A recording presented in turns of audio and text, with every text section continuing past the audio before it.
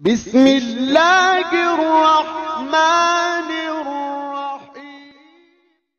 व नुसल्ली व नुसल्लिमु अला रसूलिहिल करीम अम्मा बाद फ़अऊज़ु बिल्लाहि मिनश्शैतानिर रजीम बिस्मिल्लाहिर रहमानिर रहीम व यज़्कुरुस्मल्लाहि फ़ी अय्यामिम मालूमात अला मा रज़क़हुम मिन बहीमतिल अनआम।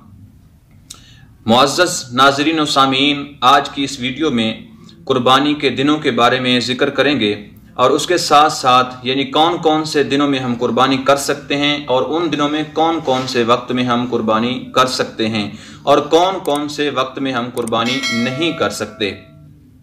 अल्लाह रब्बुल इज़्ज़त ने कुर्बानी के दिनों को अय्यामे मालूमात से ही जिक्र फरमाया है। अल्लाह ताला फरमाता है वयज़्कुरुस्मल्लाहि फ़ी अय्यामिम मालूमात, के जिक्र करो अल्लाह ताला का अय्यामे मालूमात में। इसकी तफसीर अय्याम मालूमात की हज़रत अब्दुल्ला बिन उमर रदियल्लाहु ताला अन्हु फरमाते हैं कि अल मालूमातु अय्यामुन नहर, और आगे अल्लाह ताला फरमाता है कि अय्याम नहर में अल्लाह ताला का किसके ऊपर जिक्र करो, अला मा रज़क़हुम, यानी जो रोज़ी अल्लाह रब्बुल इज़्ज़त ने तुम्हें दी है, मिन बहीमतिल अनआम, बहाइम से यानी चौपायों से, यानी चौपायों को जब तुम ज़बह करो तो उस वक्त अल्लाह ताला का उनके ऊपर नाम लो।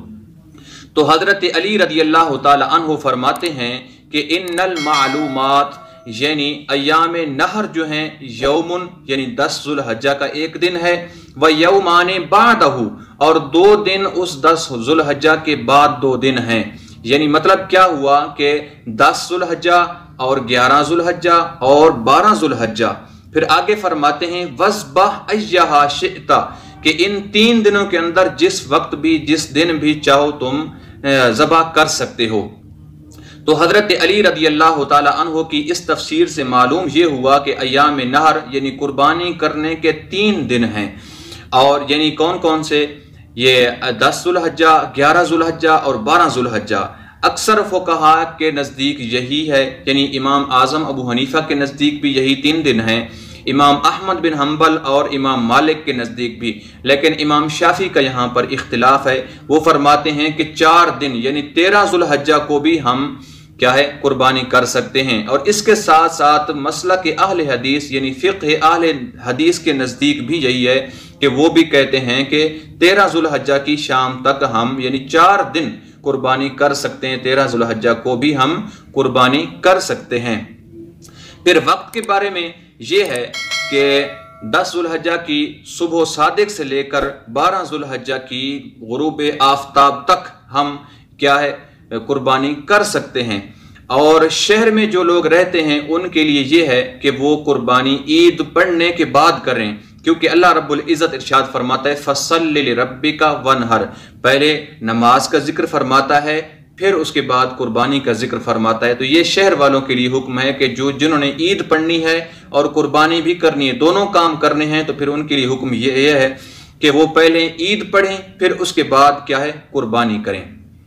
फिर उसके बाद ये है कि देहात वाले जो हैं वो तुलुए आफ्ताब के बाद यानी 10 ज़ुल्हज्जा की तुलुए आफ्ताब के बाद ही कुर्बानी कर सकते हैं बग़ैर ईद पढ़े, क्योंकि देहात वालों के ऊपर ईद वाजिब नहीं है, शहर वालों के ऊपर है। अब मुतअद्दिद जगहों पर ईद पढ़ी जाती है जैसा कि शहर में, तो वो शहर वालों के लिए यही हुक्म है कि वो किसी एक जगह पर भी शहर में जब ईद हो जाए तो उसके बाद क्या है वो कुर्बानी कर सकते हैं। यानी ये नहीं है कि हमारे मोहल्ले के अंदर हमारी मस्जिद में या हमारी ईदगाह में ईद होगी तो फिर उसके बाद हम कुर्बानी कर सकते हैं, ये हैं। अब इसमें 3 दिन हैं और 2 रातें हैं, तो सवाल ये होता है कि रात को भी क्या हम कुर्बानी कर सकते हैं या नहीं कर सकते।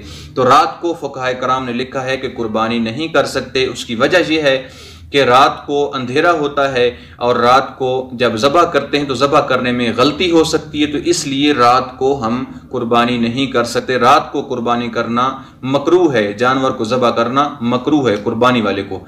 अब मसला यह है कि जदीद दौर के अंदर लाइटें हैं और बल्ब हैं, रोशनियां हैं, बिजली का इंतज़ाम है, तो फिर क्या अब भी कर सकते हैं या नहीं।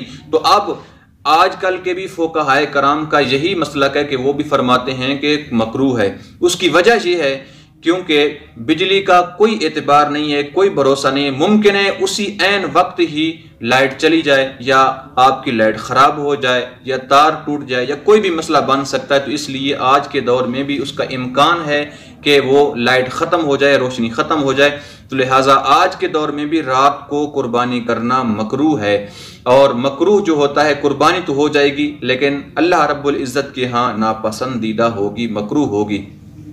फिर ये सवाल होता है कि जब कुर्बानी का जानवर हमने ज़बह करना होता है, क्या उसकी कीमत आगे किसी को सदका कर दें, या फिर ऐसा होता है कि उस जानवर को सदका कर दें, तो ऐसा हो सकता है या नहीं। तो सदका करना पैसे हों या कीमत हो या जानवर हो, इसको सदका करना काफ़ी नहीं है, बल्कि इसके साथ साथ हमने क्या करना है कि कुर्बानी करना वाजिब है। कुर्बानी हम ज़रूर करेंगे। अगर कुर्बानी ना की तो वो सवाब कुर्बानी वाला नहीं मिलेगा, सिर्फ सदके वाला सवाब मिलेगा। और कुर्बानी का जो आपके ऊपर साहिब निसाब पर वजूब होता है, वो वजूब बाकी रहेगा, वो वजूब अदा नहीं होगा।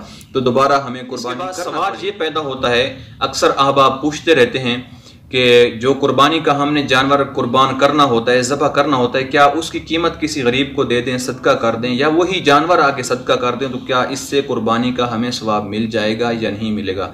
तो फुक़हाए कराम ने लिखा है कि सदका करने से या कीमत को सदका करने से या जानवर को सदका करने से वो सवाब कुर्बानी वाला नहीं मिलेगा। वो सिर्फ काफ़ी नहीं है, बल्कि कुर्बानी का वजूब साहिब निसाब के ऊपर बाकी रहता है। तो साहिब निसाब को ज़रूरी है कि वो कुर्बानी करे, ना कि सदका करे। सदका करने से यानी सिर्फ सदक़े का सवाब तो मिलेगा, कुर्बानी का वजूब बाकी रहेगा, और कुर्बानी हमें करना ज़रूरी होगी, वही वाजिब है। तो अल्लाह ताला से दुआ है कि अल्लाह ताला अमल की तौफीक अता फरमाए। वमा अलैना इल्लल बलाग।